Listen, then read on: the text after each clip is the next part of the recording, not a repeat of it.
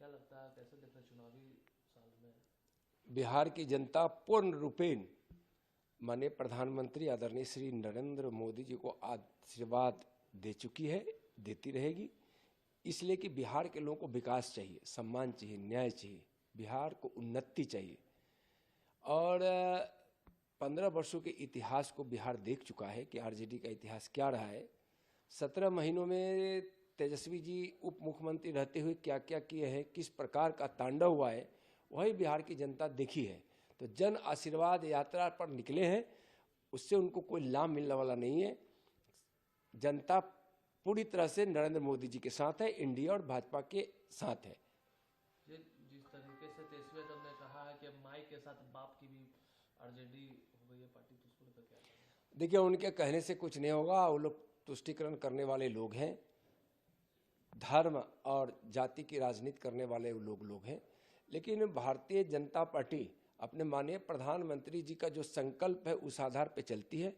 माननीय प्रधानमंत्री जी ने इस देश को 4 स्तंभ पर खड़ा कर आत्मनिर्भर भारत और विकसित भारत बनाने का संकल्प लिए हैं।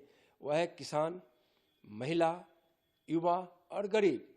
जब यह 4 स्तंभ देखते हैं तो उसमें इस देश के 140 करोड़ लोग समाहित होते हैं।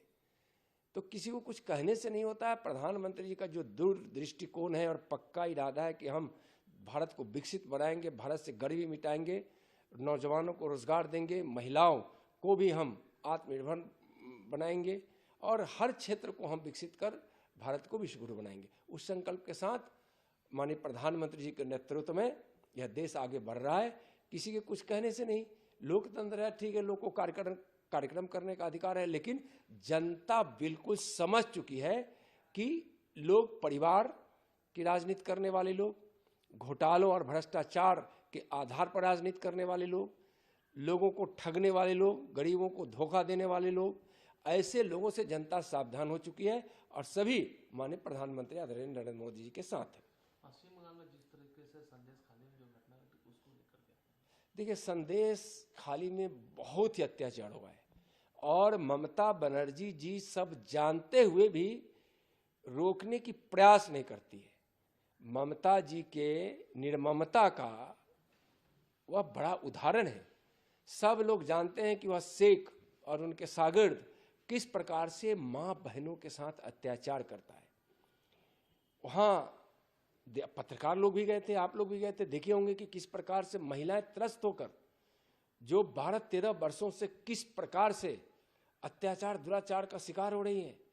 पति के सामने में पत्नी को उठाकर ले जा रहा है, बाप के सामने में बेटी को उठाकर ले जा रहा है, भाई के सामने में बहन को उठाकर ले जा रहा है, 2 दिन 4 दिन तक रखता है और उसके बाद वापस करता है। जान से मारने की धमकी और भय देकर वह इस प्रकार से परिवार के सामने महिलाओं को उठाकर लेकर चला जाता है। ममता जी, आप तो महिला हैं, इतना असंवेदनशील होना ठीक नहीं है। और आप वोट की राजनीति के कारण तुष्टीकरण के तहत आप इस तरह की नीति अपनाकर वहां महिलाओं पर अत्याचार करवा रहे हैं। और आपका भतीजा अभिषेक बनर्जी उन गुंडों का नेतृत्व करते हैं, उन्हीं के गुर्गे हैं।